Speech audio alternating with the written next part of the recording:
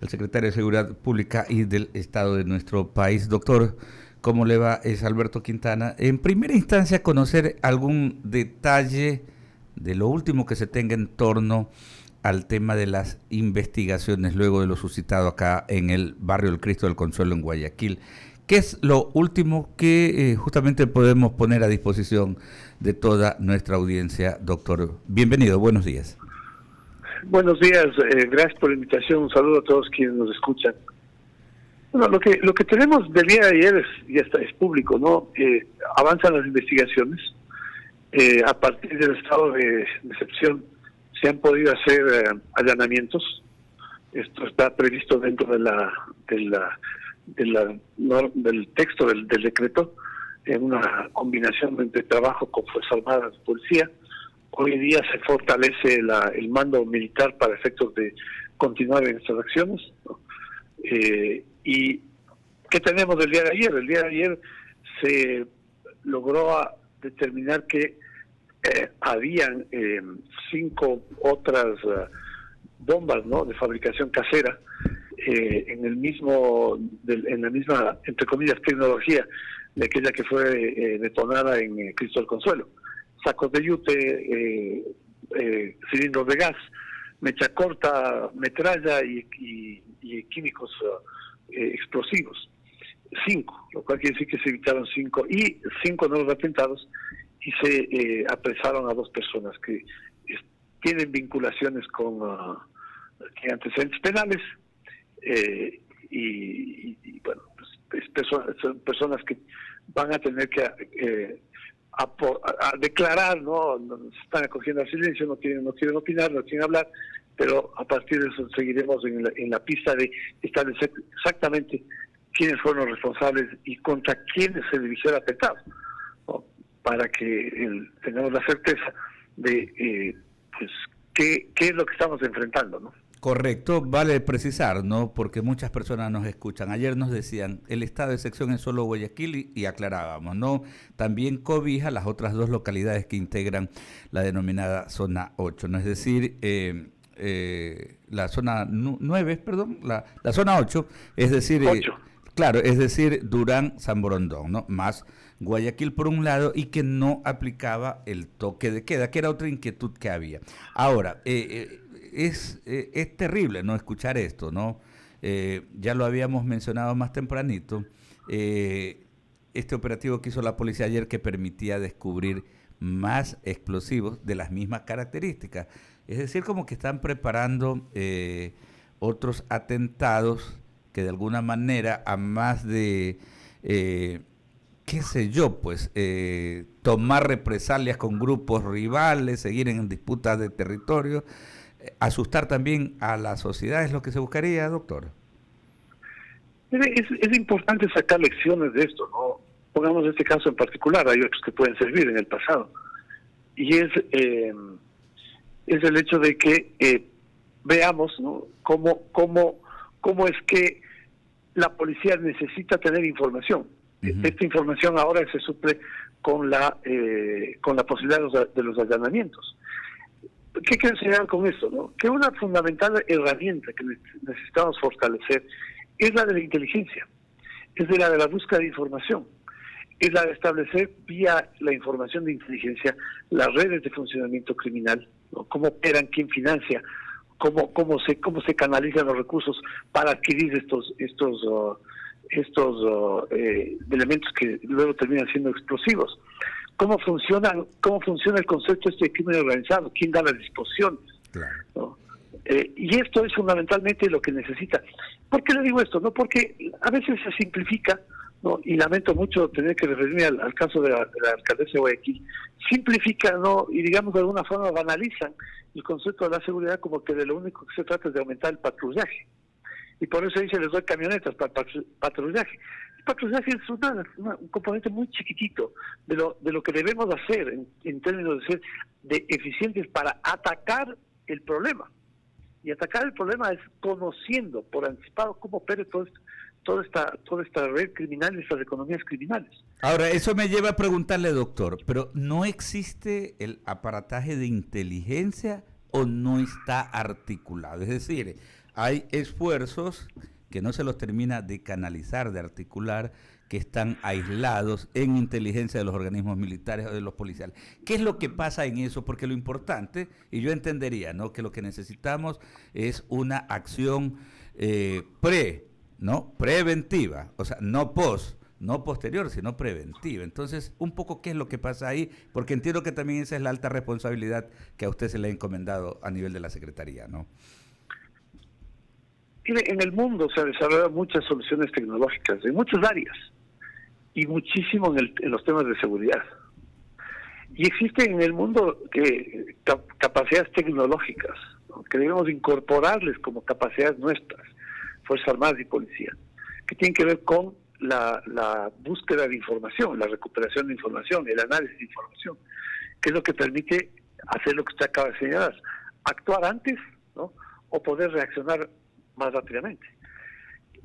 Prevención y reacción, necesitamos la información. La Policía Nacional hace un gran trabajo, Fuerzas Armadas hace un gran trabajo, pero sin duda lo podemos mejorar con todos estos recursos tecnológicos que debemos incorporar dentro de sus capacidades. Y eso es parte de lo que tenemos trazado como acciones dentro de esta estrategia, ¿no?, de enfrentar el narcotráfico en dos niveles, ¿no? Lo uno, al final de la cadena, que es todos estos actos de violencia, ¿no? Pero lo más importante es atacar al inicio, al principio, donde se produce el ingreso de droga al Ecuador, ¿no? Cuando se activa todo el mercado delincuencial, cuando ingresa droga al Ecuador, tanto por la droga que se queda para el consumo y la comercialización y consumo interno, como cuanto la droga que se exporta por puertos y por la frontera marítima. Y en esas dos cadenas, en esos dos puntos de la cadena, hay que actuar. En el medio también, sin duda. Pero necesitamos fortalecer eso, insisto. Lo que usted decía, hay necesidad de hacer un trabajo muy integrado. Por eso el concepto de la coordinación. Por eso el concepto de la coordinación. Para ser eficaces, para ser eficientes, para optimizar recursos, integrando, complementando las capacidades, las destrezas y las competencias que tienen tanto Fuerzas Armadas y Policía según la Constitución. Claro que sí, no solamente en este tema, a mí me da la impresión de que en muchos temas los ecuatorianos tenemos un gravísimo defecto, no nos gusta trabajar en equipo, entonces creemos que mi institución es lo mío, es lo máximo y el resto no sirve, entonces a veces a mí me da la impresión y es bastante tenaz, debe ser bien tenaz poder tener que articular todo esto. Permítame, doctor Diego Ordóñez, que Ramiro Cepeda tiene otras inquietudes para usted. Diego, ¿cómo le va? Qué gusto en saludarlo. Igualmente, Ramiro, buenos días. Diego, una pregunta que me salta, y como le ha saltado a muchos ecuatorianos, ¿justificaba tanta presencia policial para impedir que una autoridad legítima o legítimamente nombrada, designada, entre a ejercer funciones en la superintendencia de bancos? Por lo menos le voy a dar mi impresión. Me parece desproporcionado cuando la policía se la necesita para otros menesteres, como estábamos viviendo el del Cristo del Consuelo o los sicariatos en cualquier parte de la República. ¿No le pareció una acción desproporcionada a lo menos? Bueno, la policía tiene que estar en varias actividades, ¿no?, entre esas la que usted acaba de describir. Y el reporte que yo tengo respecto a las autoridades policiales, que se destinaron 30 policías a ese operativo, ¿no?, que no es un operativo, no sé cuál sería la imagen de descomunal, ¿no? O sea, 30 policías en ese operativo, le digo con franqueza, no me parece descomunal. En cambio, en cuanto a la movilización, ¿no?, que se hizo para lo de Cristo del Consuelo, había una fuerza asignada de 200 policías, junto con otro contingente parecido de Fuerzas Armadas. Entonces, hay una proporción, digamos, en cuanto a lo que tiene que realizarse como la actividad en relación con la seguridad, y también la otra que le corresponde a Policía Nacional, de ejecutar o aplicar una decisión tomada por el Presidente de la República. Cuando le digo desproporcionada, es que la seguridad que cubre al señor presidente, que es una seguridad combinada de Fuerzas Armadas, no llega a 30 individuos, y impedir que se posesione una autoridad con los 30 que usted ha citado, aunque visualmente parecían más, no le voy a discutir la cifra, sí me parece desproporcionado. Bueno, la seguridad del presidente que la cubre Fuerzas Armadas particularmente es más allá que eso, ¿no? Porque no solamente es lo que se le acompaña, sino los operativos de llegada, en fin.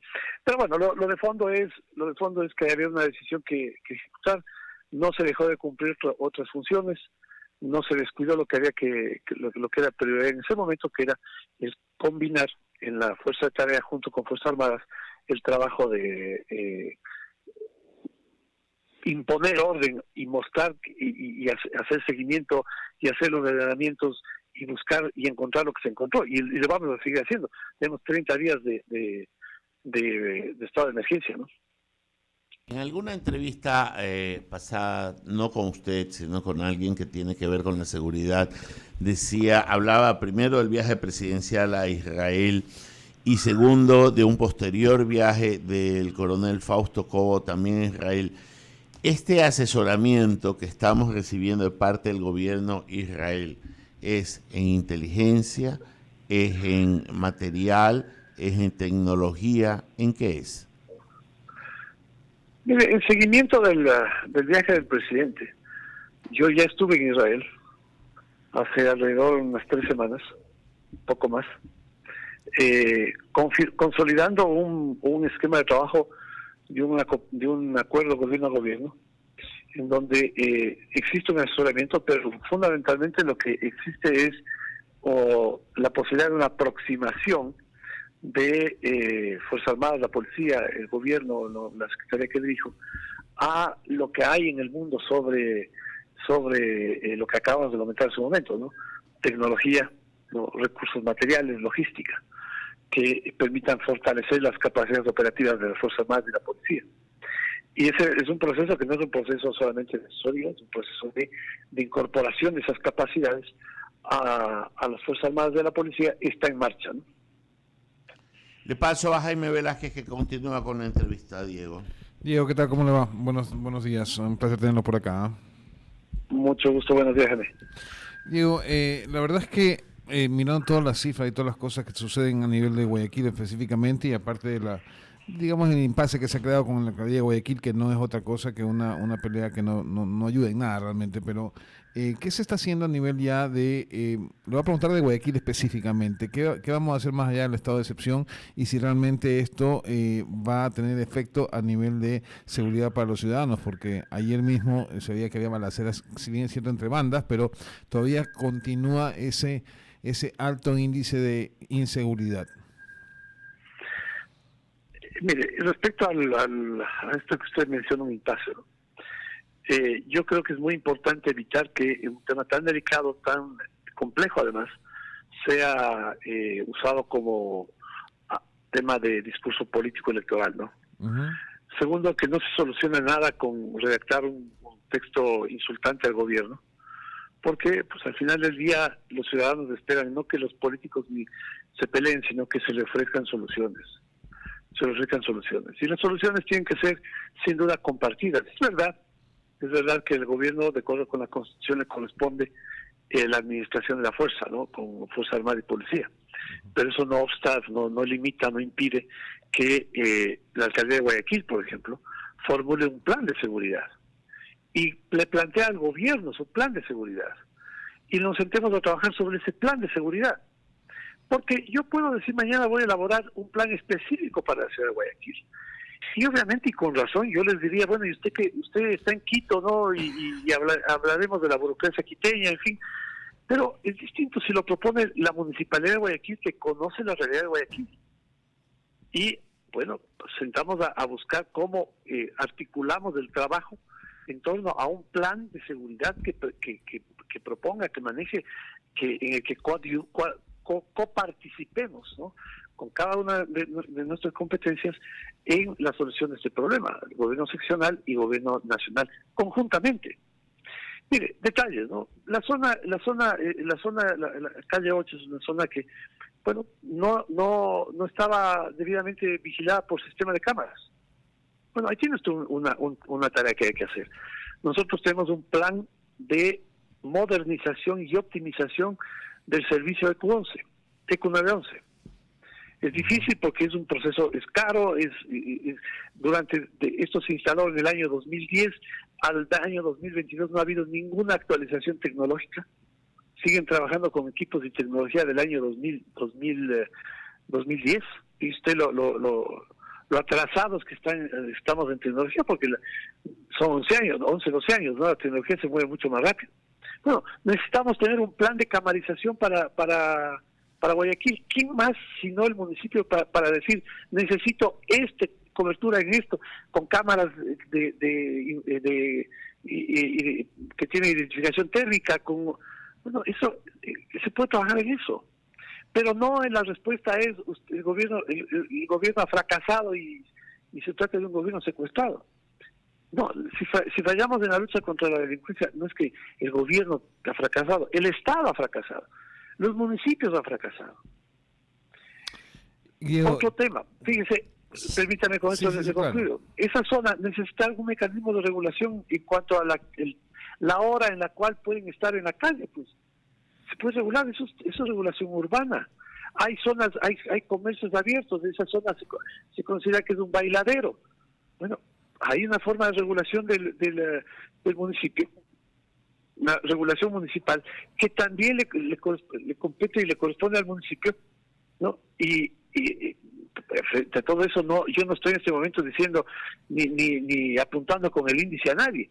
Estoy señalando una serie de hechos, ¿no?, que lo que deberían derivar o deberían conducir a que se formule un plan, trabajemos en ese plan y pongamos en ejecución algo que al final de cuentas beneficie a quienes deben ser a los que debemos proteger, pues, o sea, los ciudadanos.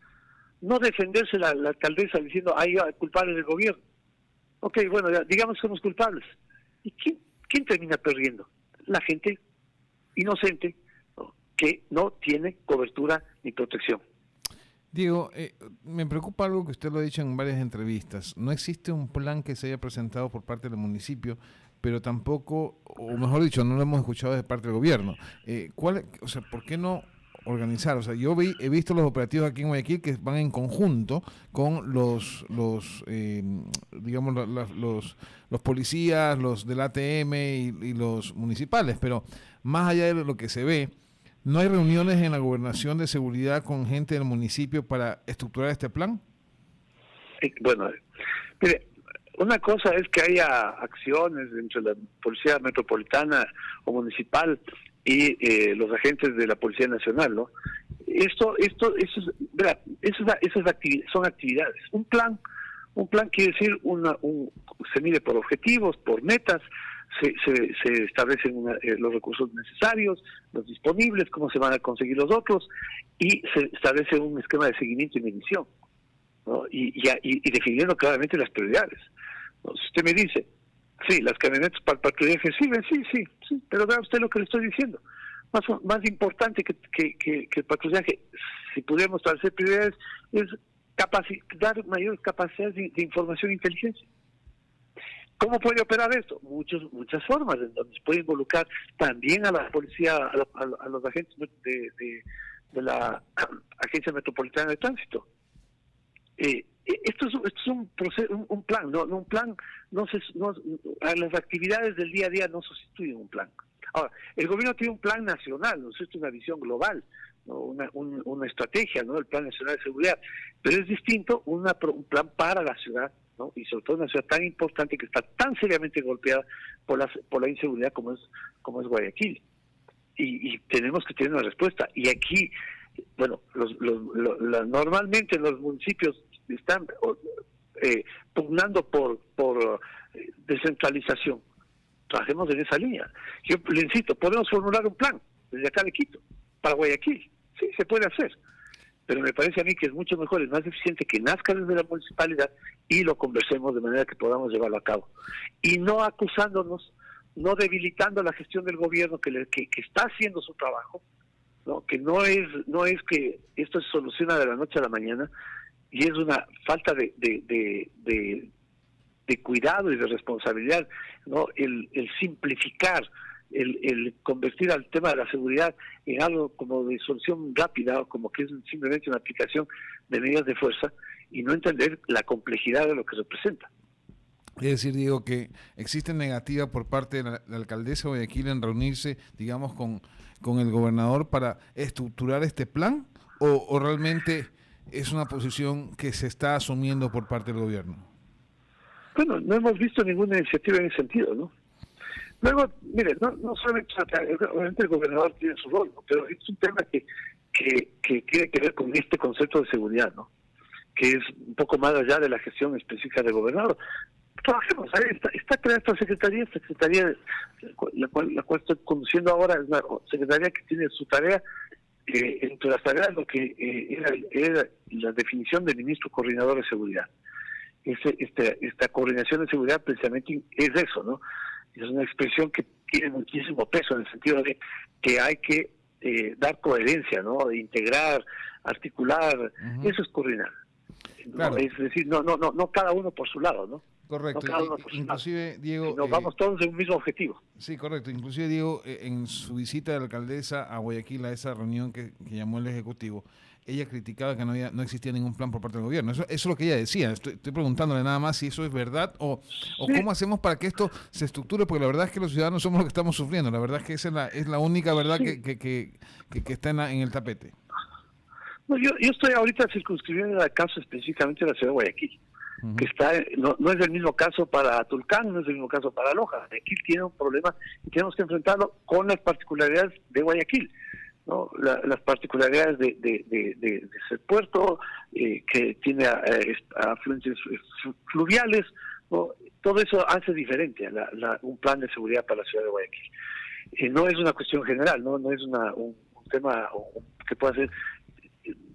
Se deriva obviamente de una estrategia global, pero tiene particularidades. A la reunión que vino la alcaldesa, pues vino, recuerdo usted, con un despliegue de camionetas de policías traídos específicamente, sacados de la ciudad de Guayaquil para venir acá a Quito, ¿no? Y lo único que se dijo, bueno, denme 60, me están debiendo $60 millones. Claro, definitivamente volvemos a lo del inicio, doctor Diego Ordóñez, ¿no? Que lo que necesitamos es tener claridad, ¿no? La sociedad necesita una respuesta contundente del Estado, y quienes integran el Estado, incluido alcaldes, alcaldesas y todos los estamentos del Estado, tienen que tener claridad, que hay que unirse en torno a esta iniciativa. Esto es simple y sencillo.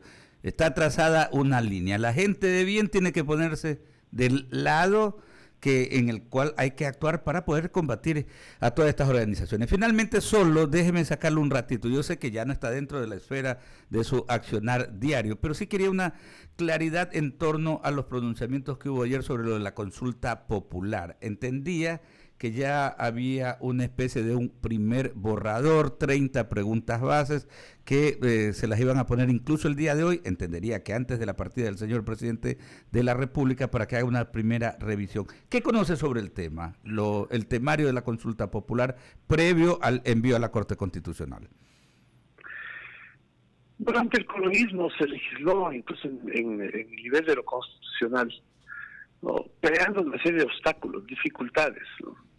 Para que el Estado pueda hacer su trabajo debidamente. Se legisló a fin de que los municipios queden por fuera de la responsabilidad de la seguridad y la política penitenciaria. Entonces hay que ir a una consulta para preguntar a los ciudadanos si están de acuerdo en cambiar ese modelo. Nosotros pensamos que hay que fortalecer al Estado, ¿no? Hay que darle muchas más herramientas y hay que reempoderar a los gobiernos locales con atribuciones que le permitan también ser parte de las acciones de seguridad, de manera que no haya un eslabón en esta cadena estatal, ¿no? De gobiernos seccionales y gobiernos locales, de gobierno nacional y gobiernos seccionales.